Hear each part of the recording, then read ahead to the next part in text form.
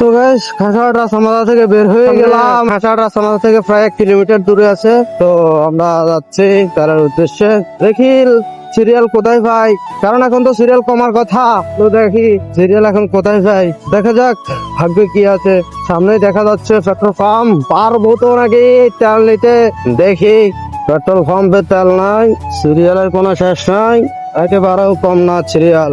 9টার আগেই অবস্থা পুরো খারাপ। ও মাই গড, ও ইয়া, আজকেও সিরিয়াল প্রায় 1 কিলোমিটার উপরে হবে, কারণ কালকে তেল দেয়নি, গেছে কাল তেল দেয়নি, তার কারণে আপনার 1 কিলোমিটার উপরে সিরিয়াল হবে। তো আমি এখানে সিরিয়াল লাগাইছিলাম, কিন্তু যখন দেখলাম এত সিরিয়াল তখন আমার সহ্য হয়নি, তখন আমি অন্য একটা পাম্পে রওনা দিলাম। প্রায় 4 কিলোমিটার দূরে আরেকটা পাম্প আছে, ওইখানে আমি রওনা দিলাম। আমি যখন ওই পাম্পে খবর নিচ্ছিলাম, ঠিক তখনই আমার সামনের 2জন বাইকার শুনে যায়, তারাও আমার আগে দ্রুতভাবে রওনা দিয়ে ফেলছে ওখানে। তো যাই হোক, তারাও গেছে, আমিও গেছি। দেখা যাক, এখন আছে আমরা বর্তমানে সদরপুর থানার সামনে। এই যে এখানে 2টা বালুর ট্রাক আটকাই ফেলছে পুলিশ, কেন আটকাইছে হয়তো সেও জানি না। তো চলেন সামনে আগাই। ফার্ম আরো আধা কিলোমিটার সামনে, কিন্তু আমি সিরিয়ালের দিকে খেয়াল করি নাই, সিরিয়াল রাখা চলে যাচ্ছিলাম। এখন আবার ঘুরে তারপর পিছনে সিরিয়াল লাগাইছি, তারপর এখন এখানে সিরিয়াল লাগাইলাম। এরা 2জন আমার কথা শুনে আমার সামনে দিয়ে এসে সিরিয়াল আমার সামনে পেয়ে গেছে। তারপর আর আমি কি করবো, গাড়িটাকে অফ করে আমি এখানে সিরিয়ালের তেলের জন্য দাঁড়িয়ে আছি। তো মোটামুটি এই পাম্পে সিরিয়াল ভালো টানতেছে। সিরিয়াল টানতে টানতে একটা সময় গিয়ে এমন একটা জায়গায় দাঁড়াইলাম, দেখেন এই যে এই পাশে কারেন্টের খাম্বা আর এই পাশে আমার গাড়ি, আর সামনে সিরিয়াল গাড়ি টানতেছে। তো দেখতে দেখতে প্রায় পাম্পের ভিতরে চলে আসলাম, পাম্পের কাছাকাছি আছি এখন।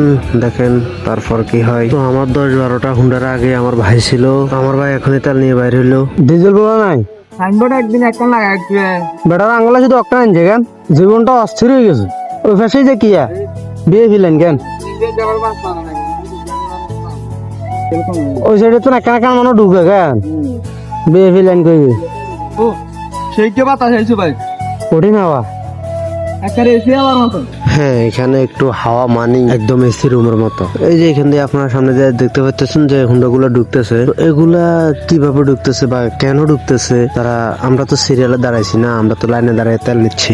তো তাদের লাইনে দাঁড়াতে অসুবিধা কোথায়, তারা কি শরম পাচ্ছে, তারা লাইনে দাঁড়াচ্ছে না কেন? তারা এখান দিয়ে দাঁড়ায় থাকে। এখানে একজন ছাতি নিয়ে বসে আছে, আপনারা দেখলেন একজন ছাতি নিয়ে বসে আছে, সে 100 টাকা করে নেয়, তারপর ঢুকাই দেয়। তারা টাঙ্গি ফুল করে চলে আসে, কিন্তু আমাদের 500 টাকার বেশি তেল দেয় না। তারা ঠিকই টাঙ্গি ফুল করে চলে আসে, আমরা সাধারণ বাইকাররা এই 500 টাকার বেশি তেল পাই না, ভোগান্তিতে আমরাই পড়তে হয় আমাদেরকে। তো প্রশাসনের দৃষ্টি আকর্ষণ করছি, প্রশাসনের কি বলবো, প্রশাসন ওখানে উপস্থিত থাকা অবস্থায় এই কাহিনীগুলো চলতেছে। তো যাই হোক, আজকের ভিডিও পর্যন্ত। ভিডিও কেমন লাগলো কমেন্ট করেন, ভালো লাগলে লাইক করেন, পেজগুলো ফলো করেন, আর হ্যাঁ, চ্যানেলে সাবস্ক্রাইব করেন। পরবার তেল নিয়ে আসার ভিডিও আপলোড করবো। আজকের মতো এই পর্যন্ত, চ্যানেলটা সাবস্ক্রাইব করে দিয়ে ধন্যবাদ সবাইকে। Thanks for watching.